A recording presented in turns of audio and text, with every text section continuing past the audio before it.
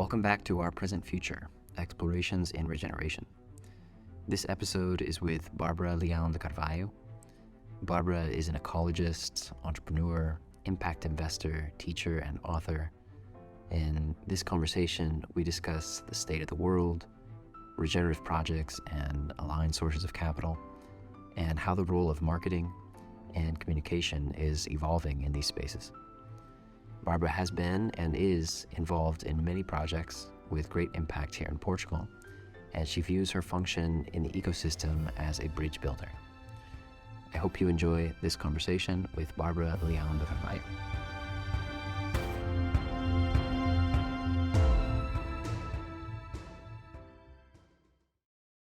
Bárbara, welcome. Thank you so much for joining me. It's been a long time looking forward to sitting down and getting to discuss deep topics together. We've known each other for a while, spoken a little bit, but I've always had this sense like, there's so much more we could go into. So I'm quite looking forward to this conversation. Yeah, me too. Thank you so much for the invitation. Yeah. Absolutely. So we made a plan to go into kind of two general themes, but then we see where the conversation takes us. So I really am curious to speak to you about kind of at a macro lens, where we are as humanity, as a community of life, the big challenges that we're facing, and thinking about it in terms of what portfolio of transformations, how do we distribute our energy? And so that can take us down a few different tunnels, I'm sure, and I look forward to getting into that. And then the other, coming a little bit closer down to earth, is marketing and communication, something I know you've worked deeply on for a while. The challenges, what you've seen that has evolved from sustainability to regeneration, both educating as well as selling, the nuance there, greenwashing, and different challenges that are faced. So with these two background themes, I'll pass over to you first, ask you to first just give an introduction and share a little bit about your work. Yeah. Wow. Two macro perspectives that are super hard to explain, or even I'm just being delighted with this amazing sun. I'm just moving a little bit here.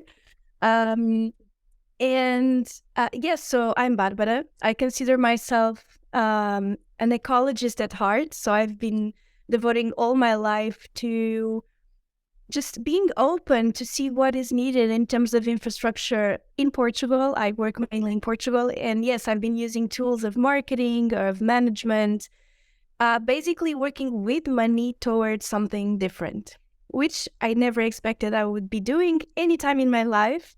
So it's really nice when life shows you the path and you're open enough to just, try it out and pursue the calling. So yes, eventually I become an entrepreneur and recently an impact investor. And yes, but I think the basics of all I do in life is deep ecology, or this deep sense of we are nature, we are part of it. So we are not disconnected from the whole. So this is where I come from as a person and as a human, in my working force also, all my drive, personal and in terms of work, comes from there. Yeah. And is that something, this deep connection, embodiment of we are nature, was that always with you, or did you have kind of a progression into that sort of feeling? What was your path like in relation to this? There was when I was a child, my mother had this insight that I should grow up in nature. And this was the only insight that she had. So we moved to Serra da Estrela, which is a very, very nice area. We lived in Lausanne. So I just grew up, going around the forest and just being free. I think that had a great impact in my life, because later she brought me back to Lisbon when I had to have, certain type of education. And the basics of it all is that what I found myself to discover is that if you're not in love in nature, if you're not in love with your own nature, you won't be able to connect, you won't be able to see what's really important in life. So I think big changes come from small decisions of just being connected. And I think that that imprint of nature in me in such a, young years was revealing of my drive later in my life. And the only thing that I did was actually just open up for that. I think, when we arrive in this place of connection, there's a big side that humility brings to our lives. I mean, what I'm trying to say is that if we are humble, not to push our desires and intentions, which is, lots of schools of thought, especially in management and dealing with money, we are really taught to push our said to be truth into our ecosystem. But instead of that, just being humble enough to observe what wants to emerge, what wants to be. And that is a more feminine perspective on how the world could be run. And when I'm speaking about feminine, I'm not speaking about women, I'm speaking about the quality of just holding space of what needs to emerge. And if I want to get a little technical, I would say that a lot of innovation comes from a place where you are just open to see what's needed. And a lot of the social innovation comes from this place of openness and humility. So, yeah, that is one of the teachings that I have been incorporating in myself, and eventually I come up with projects that are innovative, but I don't feel it's something that, I brought this to the world. It's just I just hold the space for something that wanted to emerge. You know what I mean? And that's why things become so stronger in terms of projects, in terms of community, when you just let things be and you just use your mind and your skills to articulate that bigger truth and that bigger calling. Am I making any sense? Definitely. Yeah. And I can see it so clearly in the business world, that contrast. And I wonder, when you came, having that privilege to grow up in nature and then coming into the city, was there any culture shock, or did you find community that shared that sort of connection, or was there a bit of navigation to connect and feel that was an accepted way to be? I don't know if I'm over dramatizing it, if it was that big of a deal, but yeah, just how did that transition feel? Yeah, so it was a little, I went through a little drama. I was 10 when I came to the city, just because I wasn't learning that much. So I wanted more, and my mother felt that at that time at 10, I should go to a place having more access to information, to education, and but I lost it, all the rest. And my mother reminded me that I had written several times that I felt a bird in a cage. That was tough for her and for me. But, eventually I realized that these two worlds, as I'm now considering that I'm building bridges between worlds, were part of the experience of actually having two food in different perspectives, so that I can now really have action on my drive, which is building bridges between worlds. And I just assume that I'm doing that. I feel comfortable in that position. Normally, I feel a total outlier because I don't have a specific tribe or a specific world that I feel totally comfortable with. I just move around and do, I weave things around what I believe needs to be weaved and done. Yeah, so it's kind of hard for me as a person to be weaving all the time and between worlds. But yeah, I think it's one of the functions that we need in the ecosystem. So I'm just open for that and doing that. Yeah. And this might sound very abstract, but concretely, if we don't do bridges, I mean, if we don't have people working on the extremes and also people doing bridges, I mean, if we don't accept our function in the ecosystem with the millions of roles that we need to have a full ecosystem thriving, if we don't find ourselves on that function, the whole ecosystem will be losing the gifts that each one of us should be giving, because people are lost in their sense of belonging and in their function. So yeah, I'm just happy that I found myself early in my 20s. Yeah. That's very nice. I'm going to try to articulate something because this speaks really to something that I've been feeling, but it's, anyway, maybe it comes out a bit choppy, but I really resonate with this role and desire and the importance of the bridge. And I can sense, I have a concern of where we are today with the tendency for echo chambers and polarization, that there's going to be, and this ties into the tool set of marketing and how, we speak to our tribes and these sort of things. But there's a vacuum in uncertainty, and we have so much systemic pressures coming to climactic moments or notable moments that are going to lead to new norms emerging. And if there are not enough channels for bridging, I feel like there's going to be this, there's a strong probability of an overall longer process in order. And I'm speaking directly about adopting an appreciation for a more holistic frame, for an ecological worldview and awareness, recognizing that a lot of what makes up our modern and quite comfortable lifestyle is needs to be reflected on. This has to do with business models. It has to do with resource management. All the, a lot of these kind of like buzzword themes that people are familiar with, but that really represent sort of fundamental questions on how we're going to, do this together. The communication around those needs better bridging, is something that I am feeling very sensitive to observing. And so as a marketer, as a person who identifies as someone that has that role of a bridge, how, first, just your reaction to this kind of frame or reflection, and then please elaborate on how you relate to this topic. Yeah, I totally resonate with what you're saying is that, and I realized that first I started seeing the different roles as, as individual doing, seeing the world as we are a species in the ecosystem. So we need to be part, and our role needs to be synergical.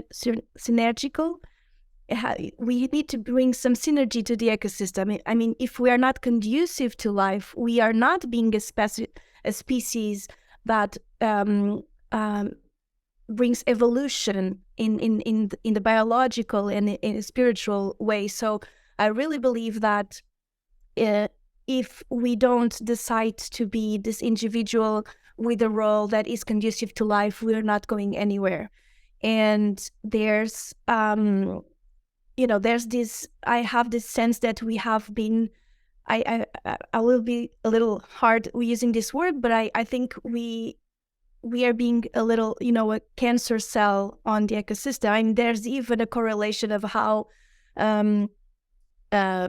the pattern of growth of cities is very correlated with the pattern of growing of a cancer. And this is scaring, And so we need to go back on that. And what I believe in terms of putting together portfolio and using the skills that we have is that if we don't see our actions and we don't take choices to be conducive to life, we will be launching products that will be, continuously be extracting and bringing death to our ecosystem. And we need to stop this.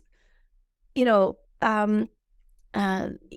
need a dramatic stop on the way that we put together the portfolio. So I believe that the marketing function has the right and the duty to reverse all the damage, because obviously we know that excessive consumerism and the way that products have been launched and drive economy is one of the main causes of all the exploitation and all the damage that we've been causing to the ecosystem. So it needs to be marketing to redo all that, okay? And the premises is that we can't do in the same format. So what I'm trying in my new book that I'll be launching soon is that how can marketing become regenerative to the ecosystem? And the lighthouse, the light that I follow is that is this action or is this strategy, is this product being conducive to life with no fundamentalism? Because, in this transition, in this building, in this bridge that we are putting together, obviously we can't be perfect, but at least we can have a roadmap and be very conscious on what it is being conducive to light and what it is still being extractive and damaging to the ecosystem. I mean, we need to stop being hypocrite on our functions and just be aware of what we are doing. Every time that I consume wrong, I know that I'm consuming wrong. I don't punish myself all the time, but it's hard, and I do my best for the next time to go another round to see another option to purchase or to launch a product that and I need to launch because I didn't have any option before. And this authenticity and this transparency of just understanding first our impact, positive and negative, and then putting together strategies, always having in mind this conduciveness of life, this evolution towards more life, more soil, more biodiversity. I mean, when we are speaking about impact investing and even regeneration, and we move a little bit beyond what is being spoken about sustainability, which is just having neutral impact, which we don't have time anymore to be sustainable, especially if bringing the greenwash and all of that here. But if we understand that my product can bring at least more biodiversity or more soil, or have any impact on the water cycle, anything, and see that major impact as with the whole ecosystem, not only to the functions that are dear to us and just protect our existence as human being, but just really understanding that if the whole ecosystem doesn't work, we won't be here, to experience anything, and there will be no market at all to even do a business. I mean, this should be obvious, and it's still not. So what I'm trying to say is that even if you can't launch a product or have a strategy that is perfect in terms of bringing regeneration to the ecosystem, at least you can be conscious and transparent enough to have a roadmap and to know where you're going. And yes, for me, marketing is not about communication; it's really about developing portfolio. Okay, so for me, it's a lot more about the marketing mix or the strategy of what am I bringing to the world, a lot more than what am I communicating or what would people perceive. I mean, I'm a little, even though in marketing terms, I'm a little an outlier from my peers, because I never test my portfolio. I launch what I perceive to be important to the ecosystem. I'm always deep listening. So if it's not being relevant to the ecosystem, I change.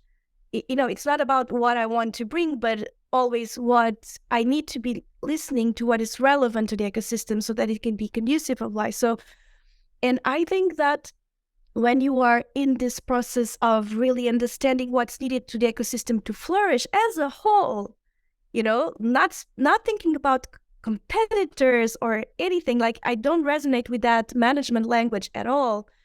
It's when my creations become more sincere and strong, even attracting resources, because it's like when you put together a portfolio that is really relevant, it will sell per se. It will be stronger because you have a lot more authority of speaking about that, because you're just sure that that is needed and people will validate that. So when people ask me about my fundraising strategies, I mean, it's always hard, but I feel that it's easier because I am not speaking about myself and my creation. I'm speaking about the importance of what I am holding for the community, So I'm just a vehicle of this voice that everyone should have in community and, in the ecosystem as a whole. So I don't know if I can ground it a lot more, but what I believe is that marketing starts in the strategic part when you design or observe and allow it to emerge and articulate that information that emerges in a way that is relevant and conducive to life. So it's a lot more on that stage than on communicating. The communication should be, should educate. It should be uh, comfortable for, it shouldn't be evasive or, all those marketing communication techniques that are invasive and manipulating. I'm just out of that totally. I don't resonate and put any energy on that. And also the consumers are moving away from that, like having access to the internet and all this access to information really allows us to be more selective on what brands we want to communicate and engage. So it's amazing to see, either from the demand on or from the offer perspective, that things are getting aligned. So people are bringing to the world products that are a lot more relevant, and the consumers are changing and really putting, their energy in the market, and the market will change because consumers are changing their behavior, consumer behavior, and because entrepreneurs or even big companies are kind of changing their portfolio in order to move towards a different way. And I have a line that I love. It is a quote from Anna Lab that she says, "Every time we spend money, we are casting a vote for the type of world we want." So the act of purchasing is actually an act of citizenship.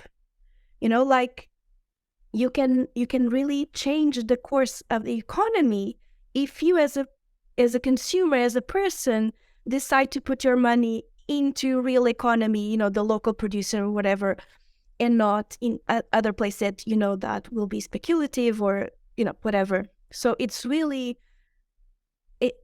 strong. That's why I I dedicate all my life to that. So because I really believe that we can really change all of this, and we have the purchasing power. We are in Europe, in the so-called developed countries. I don't like this terminology because development for me is is certain ways that other tribes live, and so yeah. But anyway, I think we can bring a new reference to the economy and really change the course of where we are all going. So yes, I think we really need to do that.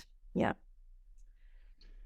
Okay, so I want to jump first to another core question, and then I want to come back to a couple of things you said because I'd love to go a bit deeper. But building on this momentum, so let's suppose you had 5-10 billion, pick your number, of resources, and a huge number of people, thousands, millions of people, eagerly waiting to dedicate their time and energy.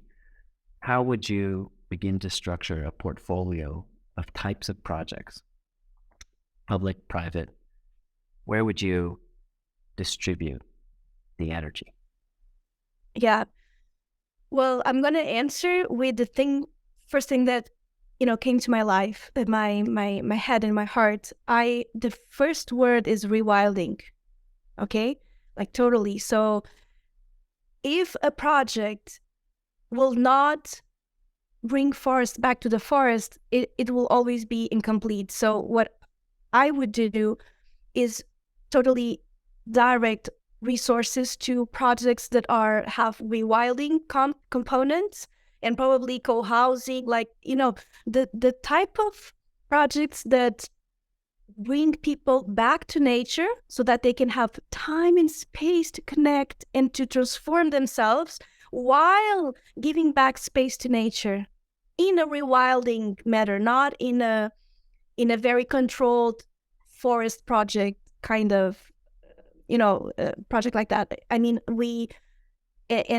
Because we need time again to observe what nature has been teaching us for, all these billions of years, and have time to connect with that. So I would and I am putting lots of resources on that. I would start buying land And I don't even believe in, property in that dense sense. But I mean, if the law doesn't change, and if we are not allowed to interfere if the property is not ours, or some kind of property, even if it's a rental mechanism, whatever. So what I'm trying to say is that I would buy the land just to protect the land, probably in a format of a foundation or anything that could bring us to a co-ownership of that huge asset, which is a diverse forest and, mature forest. Because lots of people are speaking about carbon sequestration and all of that. And it seems shallow to me to just continue to see things in boxes, If we don't have a bigger perspective, we will probably be solving one problem here and, creating another one there. So I think holistic projects should be at the core of development. And we know that the drivers of economy are tourism or real estate or, raw materials or resources. So we could have this kind of aisles that could bring these new references, because if people see things working and see the rewilding processes and really have a space to connect and understand that they feel comfortable, because there's a lot of stereotypes still around people that work with the land, people that, especially in Portugal, that agriculture and all those métiers like carpentry, all those things that are, people are masters in that. A master carpenter is a person that has a huge skills, but in Portugal is still perceived as a lower kind of work. And this is so sad, because people that are working with the land are more necessary and relevant than maybe a doctor, because we eat every day. I'm not diminishing the Yeah. And now we have a huge shortage of the talent. Yeah. But please continue. Yeah, so, and some people, even highly educated people, they just feel the longing to be there and planting and doing, manual work. And I think people that are more conscious now, they are allowing themselves to go back to what really drives their happiness and their connection and sense of belonging. So it brings us to the issue of education. Okay, that's a huge part of it. So yeah, so in my function, what I try to do is to have infrastructure, which is ecological, and housing or infrastructure for schools, kind of alternative. I don't also like this term, but schools that allow children to just be free in forest and all that, and all the value chain around creating infrastructure, so that a certain value chain that is deeply ecological, deeply respectful can thrive, and this is going back and bringing back liquidity to the real economy, to the productive factors of what moves the whole economy. Because if we keep on doing all digital, all, all the money in a certain cloud, in certain numbers, but they're not, if the liquidity, the money is not grounded in the productive factors, in people, in nature, if we don't ground back the money, the liquidity, we're just exploiting, so we are taking the resources, transforming it in some digital numbers in a certain cloud for certain people, and that liquidity is not going back. I mean, and liquidity, we assume it as money in the pocket. But remember, liquidity is the quality of being liquid. And if we associate liquidity to water, it's like you're draining all the land and resources and people and energy, and you're not bringing the rain back. So obviously it will all dry. Okay? So liquidity it's one of my anchors of looking how I do my own business. I mean, I need to understand, okay, I can have this liquidity from selling a product that is relevant and it made some people, some person happy, or it transformed the life in that person in some way. And this liquidity, I apply it back to the forest, to people, to whatever brings more life. You know what I mean? I just don't keep it in a pocket or in a certain cloud. It doesn't make any sense to me. You know, it's like, no, keeping the water in a container when everything is dry out there, just because I'm selfish enough and I need that water in my container, you know? Like, but then I look aside and it's all dry and ugly. And no, I mean, I just want to put it back the water so I can see a forest and it gets beautiful out there, you know? And that's why I believe that in management terms, it's a personal transformation, is a personal, I mean, we need to personally transform our ways of doing so that we can bring something new. Because if we continue to see the world in the management perspectives or on those schools of thought, we are slaves of that, and we are not free enough to try other things out because we are, you know, completely focused on making sure that the market will accept it, or whatever, you know, things that teach us in management school. And yeah, and I don't believe that anymore. So I just do the things that I do, and then whenever I fail, but at least I try. You know, and I think we will eventually find another way. For instance, for me, it's really super hard to have resources in a project that is fully dedicated to rewilding or whatever. Only if it has, you know, carbon credit, something that is monetized in a way that adds value, or, you know, a certain type of indicator that investors value. But I see that changing. I see a lot of people with a lot of liquidity in a tank somewhere wanting to pour water, to pour money towards something that they believe, and they can't explain why. I just believe in that. I just want to, you know, have this piece of my fortune to contribute in a different way. So, and this was a personal transformation. You know what I mean? It's not the market that told him that it was most profitable to invest in certain projects. It's that he or she has changed from the inside. Yeah, and yeah, I could go on that, but I think we are just waking up to what is really important in the world, and we are lots of them already. Yeah, and I'm very happy with that. Yeah. So I'm picking out the need for the internal transformation, rewilding, education, and this concept of liquidity, and putting not just in, you know, financial terms, but also extending that into water and flows of nature and resources. And yeah, it was very, very beautiful. I wonder, we may have already spoken about this, but are you familiar with the Three Horizons framework? I would love you to give a quick, yeah. It's I'm forgetting the name actually. Maybe I'll put it back in after in the notes. But Horizon 1 is basically on its way down, and this is business as usual. Horizon 2 is starting to emerge, but it will also fall. And Horizon 3 is working slowly at the bottom and will eventually take over Horizon 2.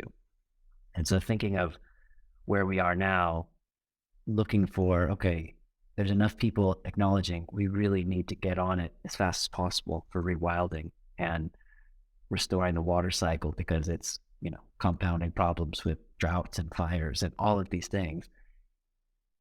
But where are the business models that support that, and how does that map to the current economy? And so there's kind of this like Horizon 2 transitionary stage where then there's a hope, and who knows what it looks like. But in Horizon 3, new models of society and market and however we decide to organize things will come up and stabilize to hopefully be in better relationship with nature, and, as we were discussing earlier, our species being conducive and actually, you know, supporting the thriving of nature. And I sort of see this as a great frame, and also probably one that fractals out, and that it's like occurs at every different, you know, that there's a whole series of Horizon 1, 2, 3s in many different dimensions of just education. And then, and each one is sort of an invitation to branch out and think more holistically. And the same in terms of real estate, and forest management and water management and all of these things. And I wonder how we can navigate in Horizon 2. So my question for reflection and discussion is, what do you think of that frame of Horizon 2? And how can we take care that our efforts can stabilize so that they're not fleeting temps that then just get eaten up by the sort of defense mechanism or immune system of the current paradigm? Like, how do we stabilize that transition, knowing that it's probably not as far as we want it to go, but okay, this is good ground to take for now, right? This is a good step. Yeah, I think the main word is resilience. Because we need to insist a lot and endure a lot so that this can be stabilized in a certain way. I react a little bit on understanding what is out there that is damaging. I personally, this is just my format. I tend not to understand or drain myself when I see things done very bad, because I'm super sensitive, so I feel sad and I drain myself, and I don't like. I put my energy on those types of solutions and I endure on them, and I try to support as much as I can people that are doing the same. And when going a little back on what we were discussing previously, is that when you find your function and you're open enough to understand what is emerging, and then you apply those frameworks to articulate new ways of doing things, and you use soft skills like resilience and endurance and empathy and all this set of skills, new to the business as usual, sets of skills that we need to bring something different. For me, it's the basic things more than what specifically are bringing, if it's a co-housing or, a forest project. I think it's more about the personality that you need to allow yourself to have, because more than what specifically do you bring, because I'm really not attached to the result if I am not consistently in the place of mind and heart to receive what is needed. Am I making sense? Because if I am really driven just for the result, I will miss the information that I need to receive. And what I'm trying to say, to put it in a more concrete way, is that if we develop things in this place, we will create projects and actions that will be more effective on that step, on bringing that stability and that resilience. I hope that I'm not being too abstract, but no, I think, yeah, let me know if I'm understanding. It's getting to this point of, it really has to do with where each of us is coming from individually, that we're holding that space that is capable to view the world and relate to the work ahead, and that's equally or more important than exactly where we're going. Is that kind of part of it? Yes, because if we are open to that, the path will show us what, how, with who. It's like doing the Santiago Trail. You know that where you're getting. You see the whole the cathedral, but it's all about the faith of really allowing yourself to just follow the right leads. And I normally call those leads like our heart leads. That I'm not sure where I'm going, but it feels right to go in this way. And then eventually on the path, we'll discover what it is. And what it is can be a certain contribution to the ecosystem. It can be a product, it can be a service. We never know. What I'm trying to bring to this conversation is that as a marketeer, that in the process of development is a lot more important to be in this place of openness and again, open to receive what is coming, than trying to push something to the ecosystem. Because if we are not in this place of openness, we eventually we're not even receive what we are supposed to be doing here, because we are forcing us to do something that seems to be very rational and very accurate for this moment in time, but we don't allow us to grow in the direction that we're supposed to grow. And this might sound very metaphysical, but I mean, I found my path, and I eventually became very successful in what I'm doing because I just opened up to receive what was there. It's not, I didn't do anything. I just allow myself to be a vehicle. I tell you this with all my honesty, because I didn't realize that even I would become an ecologist and be so in love with nature. And as you know, I'm a master in management. It could have been wrong,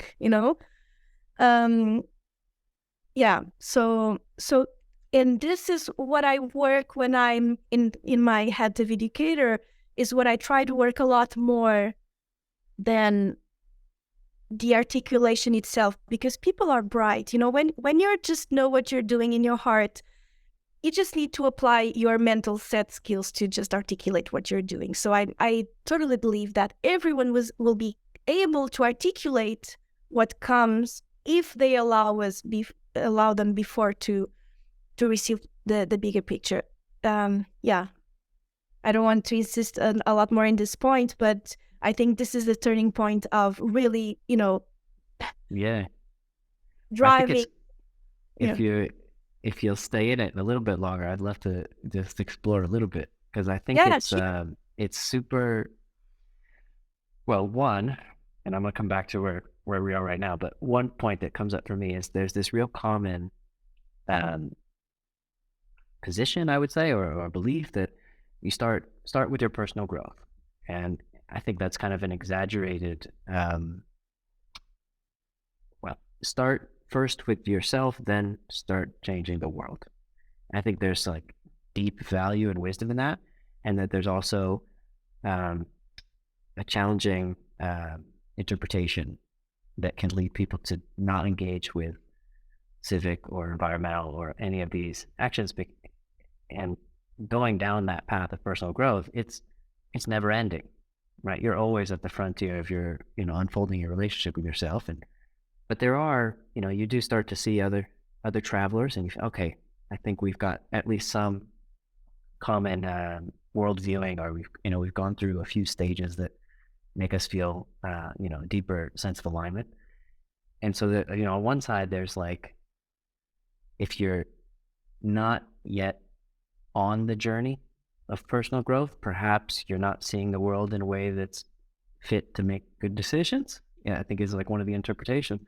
And then on the other side, it's like, if you just keep focusing on yourself, maybe you get down, you get sucked into that, and you end up not applying yourself where your gifts and your value and your energy would be, incredibly great. And you could still pursue your personal growth through impactful work. And so what I was thinking about as you were describing this openness is like the relationship that you have to your expectations. And so I wonder, how would you advise someone that, is perhaps got this question in their mind?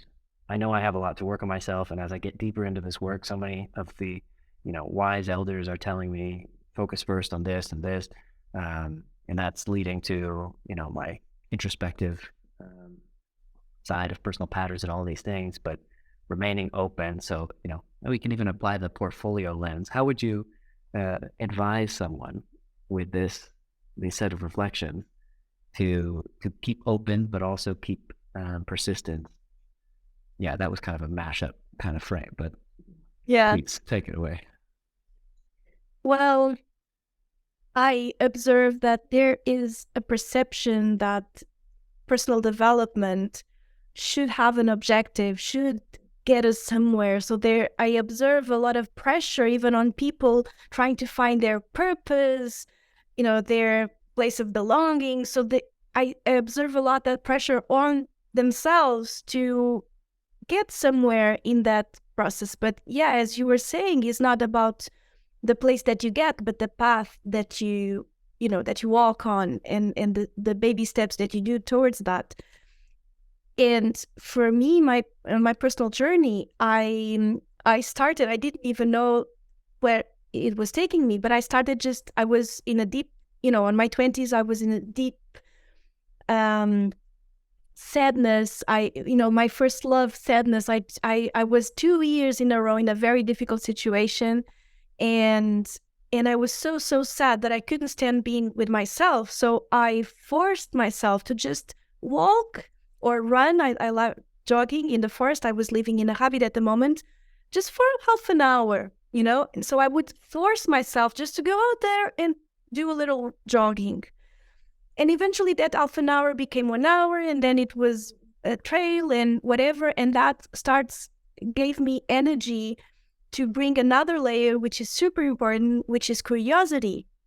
So if you choose to leave the place of uncertainty, of sadness, or, confusion, whatever, if you decide not to be on that place all the time and you start doing things you love, eventually your energy changes and you become more, open and more energized to even start searching around your curiosity. So I started learning a lot. I did all of the things that I wanted to do that my curiosity was leading me. And that eventually, because I was consistent on, taking the decision of doing things that I loved, even if it was 10 minutes per day, but just that discipline of doing what I love, and allow my curiosity to bring me sometimes to places that didn't make sense in my mind at the time, but I was just exploring and allowed me to do that. Eventually, it became my career because I blended myself with my authorization in myself to explore the things that I didn't understand at the time, but eventually I allowed me to grow in a certain way. So if we don't put our minds in everything that we do, and we just do what makes sense to us, and open space in our life for things we love, and that we eventually put together our career. And I have one of my sisters, she's 19 right now, and she's studying architecture, and she wants, she will be gladly a ecological architecture architect. And she told me once, Mana, it's how we call it in Portugal, sister, I would love to do what you do. And I said, what do I do? You built your own career. I built my own career. Yes, you did, because there was no such thing as regenerative marketing or, anything that it's on this place, and you just created it.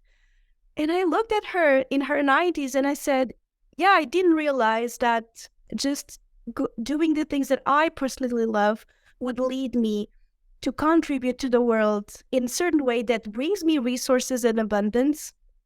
And still, I'm very proud of my projects, just because I believe that they are relevant to the ecosystem and make, have a regenerative ground to people that actually engage with my portfolio. So not sure if I'm answering the question, but for me, it's all about that, on discovering, allowing ourselves to discover.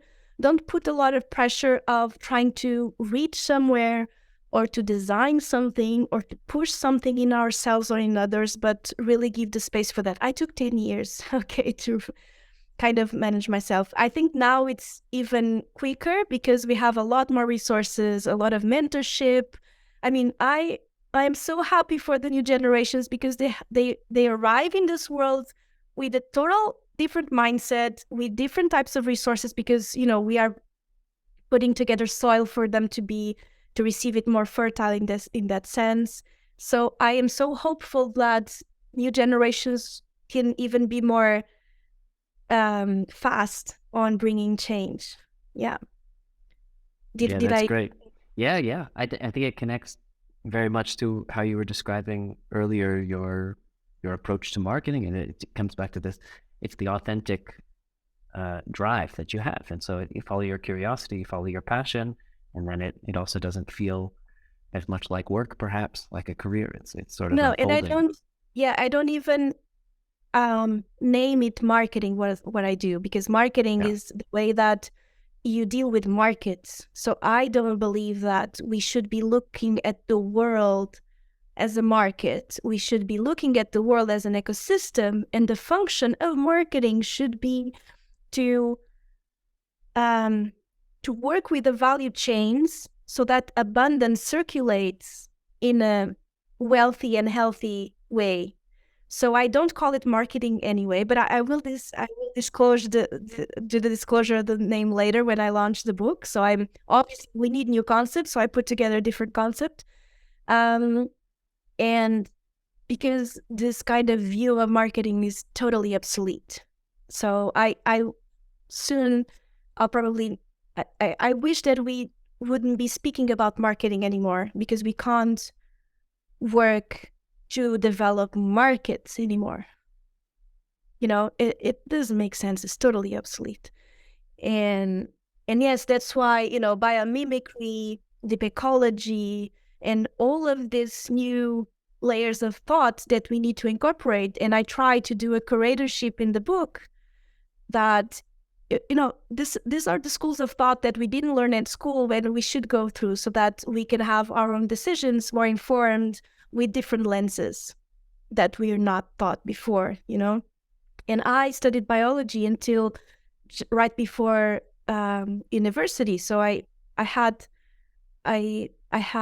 access to the information on nature, but in a way that I couldn't transport it to management at the time. I didn't put those synapses running in the right way, only later. But yes, so trying to learn through different lenses to completely different schools of thought. Some of them I don't even agree with them anymore, but they just made me think and made me arrive in my conclusions, my own conclusions. Sometimes you read things that you don't really agree, but they allow you to think and to bring more elasticity to your brain and heart. Yeah. Yeah, definitely. I wonder, I didn't know if we would get into it, but I think this is a perfect moment. If you were going to reflect on a new general education, what would be some of the highlights that you would suggest for younger generations or people at any age really that are looking to reconcile their current, hypocrisy in their worldview and with what's emerging and trying to emerge into this, more full and aware? What are some of the highlights? Maybe this is a teaser for your book. Yeah. Wow. Yeah, there are a lot of schools or communities. So, I mean, it's not about school. I think it's about community, first of all. And a radical change in format should be done. I mean, I believe that our children and even babies should just be fed into their own curiosity. Okay. So if I am so grateful that my mother did this with me all the time. I mean, when I grew up, I just wanted books and puzzles. So every single day she bought me a different book or a different puzzle. And she was just feeding on my curiosity because I wanted puzzles, And she didn't force me on having dolls or anything that, other friends of mine were taking. She just respected my curiosity and my enthusiasm. And with that, I was able to have access. So my main educator, just gave me access with what I felt drawn to. And so in elaborating on this, I believe that we should have a community structure with a place that children could go with no demographic division. These classes, I mean, you're in the first year and you're in the fourth. I mean, if I am developing in the content that is first year but fourth in another content, why shouldn't I be separated or delayed or feel sad because I'm not, in certain level of my colleagues or my friends? I'm not, sorry, my English is not coming very well on this. What I'm trying to say is that if our children are educated in a way that they are not put in boxes in classes, but they are fed within the community with the objects, access to certain information that comes genuinely from inside of them, and consistently being fed on that, being fed. I mean, I really see when the children are hungry for certain part of the world or a certain topic, if we gave them access to that, they will find themselves very early. And so I see a structure where children are free, obviously in nature. I mean, this is, for me, something basic, maybe with no classrooms, but with a more flexible opportunity framework so that they can explore their freedom. I see a lot of parents, I hope I'm not being judgmental here, but I see a lot of parents entertaining children all the time so they don't get bored. And if they don't get bored, they can't find what is appealing for them. So, I see a lot of parents pushing information or entertainment all the time, so how can they find themselves if they are overwhelmed with information all the time, So for me, it's hard because I found myself every time that I was bored. Because when I'm bored, I observe myself, wow, my energy is taking me this way, wow, this is interesting. I want to the pandemics brought me this a lot, when I had nothing to do because everything was collapsed. I was 4 months alone in a house that I have in Algarve. And I started doing things that I hated because I started learning digital marketing. I don't post on the internet. I found myself curiosity just to study. And I was okay with that. And I learned, I didn't apply, but it was nice to have the different set of skills. And I think it lags. And the Portuguese educational system is really strict on that. In the first year you learn this, in the second year you learn that. And where is the freedom of our children? And I see this context until university. Even if they don't have any, we call it canudo in Portugal, a certification. Oh, I'm a university student, I'm a PhD. And if my children don't want to study, in this kind of structured way, I will support them. You know what I mean? It's not about the paper that you had because you were amazing at school, but it's about, did you find yourself while you dedicated your life to learning? And school is part of us until we die, I believe. It's not something that you do in certain years and then you go to work. That's another thing that I don't really believe in, For instance, if children would like to start a métier before, why wouldn't they be allowed to do that? You know what I mean? Métier is what? A métier, sorry. It's, it's a French word. A métier is that where you encounter yourself in certain context with certain, for instance, my métier is ecology. So all that I do is around ecology. So okay. It's my métier. It's like an area of focus in school. Thank you. Okay. Yeah. My métier can be finance, can be carpentry, can be Okay. Yeah. So there's so much in there. Yeah. I think one of the things I have three kids, stepson turning 19 in a couple of weeks. My daughter will be 9 and next month, and my son youngest turns 3 this weekend. Wow. Sunday. Yeah. And it's something I think a lot about. We, in the pandemic, things went on to online and it was very disruptive. It wasn't working. And we ended up pulling my daughter out. We started a small little homeschool group, and we looked at kind of a mix of Montessori and forest school. We had a great little group, but then each month somebody left the country. And so the group started at 6. Occasionally we'd have 8 on a couple of days where we did more woodworking activities and these things. But then it just got too small. And anyway, pandemic changed and we got her back into the school with her friends. But it's something that I think a lot about is what are the first, what is the relationship with learning that she's being presented? It's that meta, it's that overall frame, right? How are you judged by, the exams, by what's expected for you in comparison to your peers? Kids being in the same grade at the same age also that's something Montessori does great. Yeah. It doesn't make any sense to me. It doesn't reward you when you're trying to advance, when you're feeding your natural skills. And where I think it's going to be really fascinating to watch is, now all the way up to higher education, it doesn't map to the available job market. So that whole premise, that promise, is starting to come apart a little bit, and people will realize that they need to be more resilient, more adaptive, be able to retrain themselves, and maybe that high hope of this great lifestyle and career, remain open. Maybe you still have Yeah. abundance in the world, but it's not necessarily going to be the way the career counselor laid it out for you. And Yeah, but yeah, see, you just mentioned it as job market. You know what I mean? Another sure, market. yeah, Yeah, and for me, you either can enter the job market or find your function in the ecosystem or your role. So in terms of careers,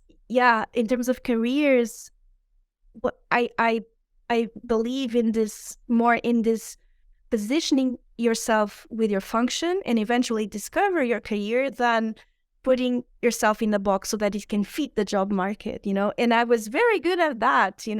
And I love doing the PhD. I'm a total classical girl in school, so I am actually glad that I went through the classical things, and I believe that there are a lot of children that will be contributing with this breach. So for some children can be even healthy to go to the classical system. I also have this opened because we never know what their function is, and some of them might be willing to go through the classical so that they can, have their own function on the ecosystem. So I think we need to open and even not force that in our children. But I'm not a mother yet, so I just speak on theory. But on the other side, I would love to be part of the creation of this community structure that would go from, kindergarten to university. And I would love to be part of that community. I mean, actually, in one of my projects are probably eventually getting there in a place for that. But then, all the lobbying around education, all the lobbying, even on having birth, all the process of generating new lives has huge lobbyings around, and it's like I don't like to speak about the system because I am part of the system, so that I don't like that separation. But where we live and the system that we co-create and engage with, it's like there are a lot of barriers of understanding, I would say, and empathy that don't allow us to experiment things. For instance, giving birth at home or whatever, and for children, it all starts from there also, and even before. So education for me starts with several processes that we need to create different infrastructures so that our children arrive in this world in a way that they are more and more free to explore who they are. And it should be lifelong and a lifelong experiences. Obviously, this is totally far-fetched from what we the moment that we are right now, but I believe that I want to contribute for that, even if I don't arrive there. yeah. I think this is our task. I like the framing. It's not a problem. It's a predicament. It's how do we shift our ecosystem? And I love your description of finding your function within the ecosystem. And one of the challenges there, and this comes back to the portfolio of transformation, is that a lot of it isn't on offer yet. So if I feel like I'm most at home going around and lifting up people's moods and helping out with small things, but that's not really a specific thing because I hop from all these different groups, and I know a few people that this is their natural skill and they are Yeah, spectacular at it. But at the end of the day, you say, what did you do? Not much, and so there's this, there's not it's not valued, that contribution. And one of the ways I've been exploring that thought is we need to look at ecosystems of transformation. It's not just education. Like you were saying, it's not just rewilding. It's rewilding with the co-housing, with the, there needs to be some cluster that can help break through the norm and stabilize. So it's not just, oh, that was a great rewilding project and then it lost funding 3 years in and now you can read the story on the blog. It's like, we have to have enough of a sort of escape velocity from the current paradigm to get into a new stage. And that's super exciting. I think, and I didn't answer to that specifically because I really don't know how is it going to be faster, or I really have no clue on how we can make this. That's why I put it I try to simplify it and not overthink on huge strategies. I love who does that and I admire who does that. So hopefully bright souls will come out with that answers. And myself, since I really don't know, I just try it out. And then I see at what pace I can go with my creations, Yeah. But this is caring, not knowing how to contribute better. I mean, I question myself every single day. Sometimes I don't have a personal life because I'm so entangled with all the computer work that I have to do all the time. And then I can't go out for a walk because I didn't find a space for that. And it is sad. So yeah, so I need to go back to my lifestyle on and do those things that are also important, so that we can re-energize and yeah. The world and all its mysteries will always be waiting for us when we come back from our walk. Yes. Yeah. Well, Barbara, this has been great. I'm gonna just paying attention to time here. I'll go to a few, just final short questions. Ask you to give your answer, and then we'll wrap it up. I would love to go for another hour or two, but I think save that for another time. So, what are the people or projects or really anything that stand out in your memory as being really inspiring to you? Yeah. Well, the first person that pops out is Tobias. He is in love with seeds. Okay. So he found himself a way to reforest and do rewilding, not from plantation, but by just spreading seeds in a context that he engaged a big corp for that. So it's super honest, his work. I don't know if it's relevant to tell the story, but it's a story that regeneration that I must tell you, I romanticize it a little bit, okay? But I'm going to tell the story because it's amazing and it happens in Portugal. So Lush, the cosmetics brand, which is vegan and it's super conscious in so many ways, they sell those solid soaps, shampoos or whatever, and they still use the metal cases, but because of all the slavery perception or even real slavery and extraction of mineral, they decided to try out cork pods, certain cork reusable cases for the soap. And Portugal is supplier of the world of cork, and decided to contact this Tobias that had a cooperative of rewilding and all that. And she said, oh, we want to supply ourselves with sustainable cork. And Tobias said, okay, so let's not go to the monocultures, but let's attract small producers that would allow us to bring more biodiversity in their lands. So the agreement was, okay, Lush pays upfront the cork to this small producer, and the small producer only needs to allow to introduce different species, native species of forest in their lands. Okay, that's fine. With time, what happened, after 5 years, what happened is that when you bring biodiversity, you bring subproducts. So eventually some families start being able to sell medronho, I don't know the terms in English, but zimbro and a lot of native species that are value high, they're very high value in the market. So they start earning a lot more. And you know that a small producer in a local community tends to spend in the local community. So there's this liquidity going around, just a different choice of supplying. So a big company decides to supply themselves with raw material differently. And in time, more biodiversity was, appearing in the lands. And, obviously more money also attracts more families. And a lot of land started, to, people started to group up with their lands. And when you have 1,000 hectares impacted with biodiversity, you know what happened? Or do you see what happens? And this is in Alentejo, like it's a place that it's very desertified, with no water at all.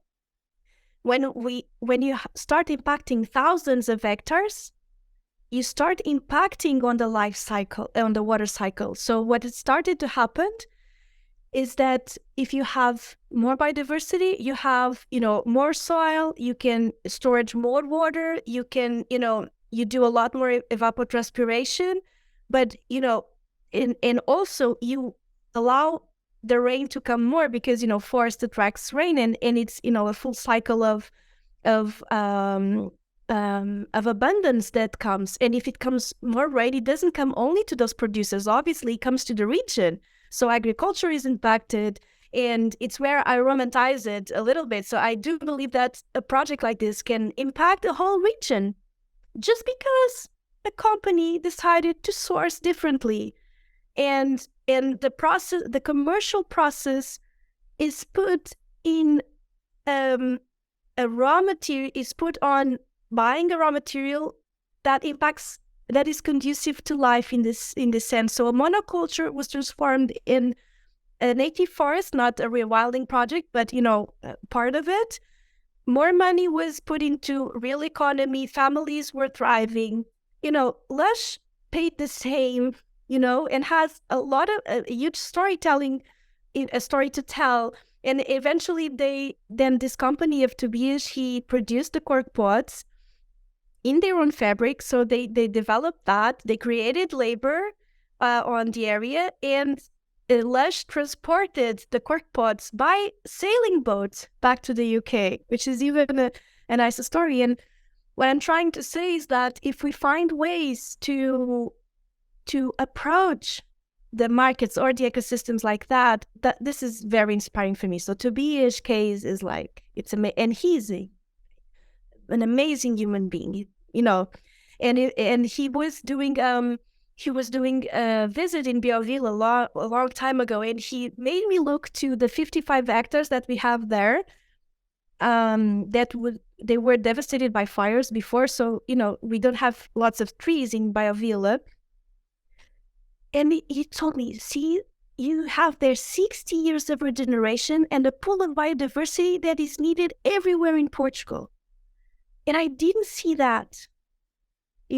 That's why, and I'm going back, his curiosity and love for seeds allows him to see the world in a different perspective, and eventually articulated his love for forest and seeds in a way that brought abundance to everyone. Isn't this an amazing career?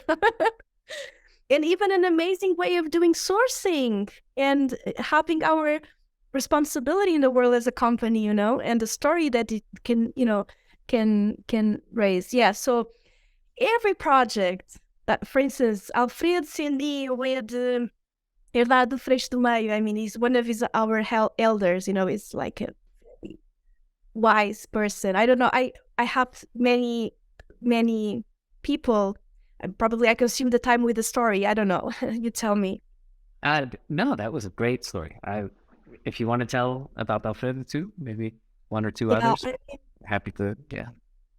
Yeah, I think Alfredo. I'm not sure if he's an ecologist, a philosopher, a man, a wise man. He's all of that. He's a older man that has a lot of wisdom, so he tells a lot of story, and he runs huge hectares of land. And one thing that he inherited those lands and he took care of them in a way that it was super inspiring. I mean, the first CSA projects in Portugal, community supported agriculture, were, from his hands, and it's super inspiring. I mean, there's a lot of information online, but the message that I get from him is that it was one of the first people receiving huge amounts of lands, and in Portugal we have big heritage, that we have two choices: or we become guardians of that land, or we just allow exploration to happen with real estate or whatever. So, and in Portugal, we are attracting a lot of,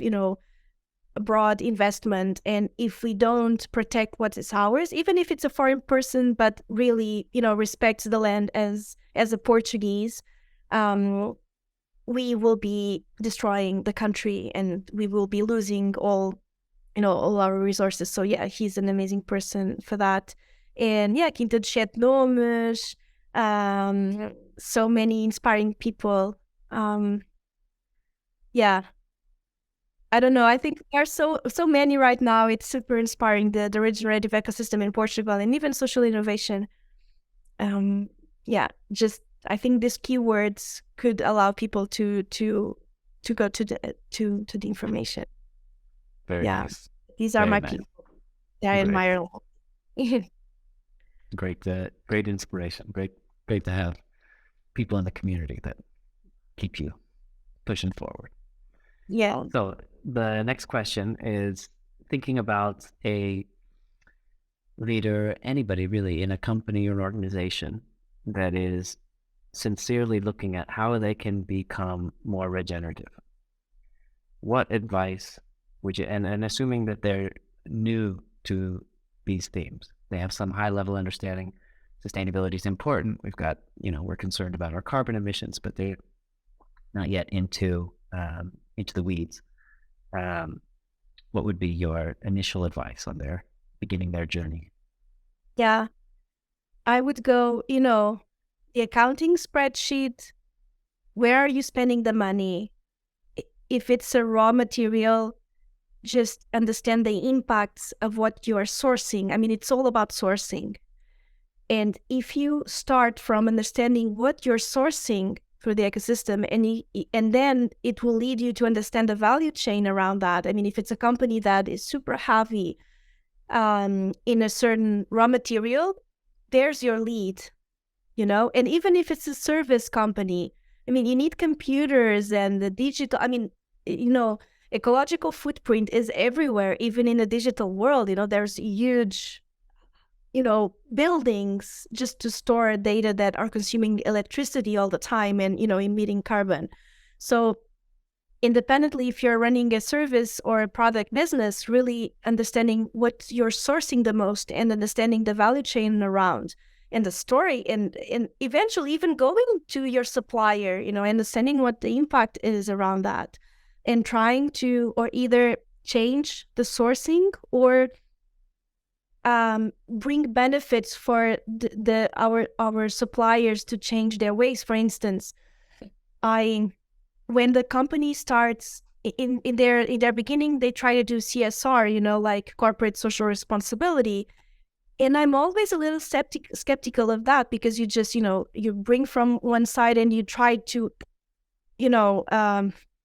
do it better on another way. But I think if you don't bring it to the core, you'll not be able to change anything. So having a way through the value chain is the start. And sometimes it's just helping the local supplier to have scale to source you. For instance, if you could be sourcing locally something that you need to import from another part of the world, maybe you should just need to look at the cooperative and ask them, what do you need to source in this quantity? So can I pay you up front? Can I share my liquidity with you so that you buy the machinery or improve your processes so that you can, source me afterwards? So sometimes prepayments solve a lot of things. So that's one of the things. Another one that is a step beyond is like really analyzing the products. If it's a very degenerative product, should I be putting my energy on that? should I at least have a plan to transfer the business to another unit that could be, bringing to the world something that is a lot more regenerative? And this takes a lot of courage, but depending on the way that you are, even if you start just looking at the value chain, knowing the impacts, and trying to buy from the productive value and knowing the impact and trying to engage with the value chain in a way that brings value to everyone, that will be a very nice first step. And if you want to be bolder, then really be critical on your portfolio. And it's like sometimes you get hard truths and really knowing, oh my God, I'm devastating this part of my country, or, but I think you need to be in a conscious place and in an openness place that not every manager is. So I think this could be done for a certain type of people that actually started to be open for that. That's why I don't push certain type of information for people that are not ready. I just respect, because sometimes I'm not ready to receive other information. I need people to respect the place that I am, so not to be judgmental, but really doing our best would be the approach in these two angles, if I could suggest. Yeah. And then asking for help. I mean, if you don't know how to change the value chain, ask for people that see the cases, see what people are doing, sometimes in different industries. You can be inspired in an industry that does have nothing to do with your own, but you can get inspired on the processes or in the change of the value chain. So just ask for help, study, open yourself to the information, and yeah, and be courageous enough to do the change. Indeed. A lot of courage needed. And even if it's hard to reassess your, as you were making that last point about consider the product that you're producing, know that your consumers are considering that too. Yeah. And so it's coming, that reflection. So, yeah, absolutely. Oh, Barbara, thank you so much. It's been really nice to have this conversation, explore. I think we got pretty deep on a few points, but they still feel like they're oceans that could be explored. And thank you so much for sharing. And when your new book is out, I look forward to sharing that as well and checking it out. Yeah, thank you so much for your work. I mean, you've been a lot, inspiring also lots of people. So thank you. As a person, I thank you for your work. And yes, I hope we can continue this conversation soon. So yes. Yeah, thank you very much. Thank you.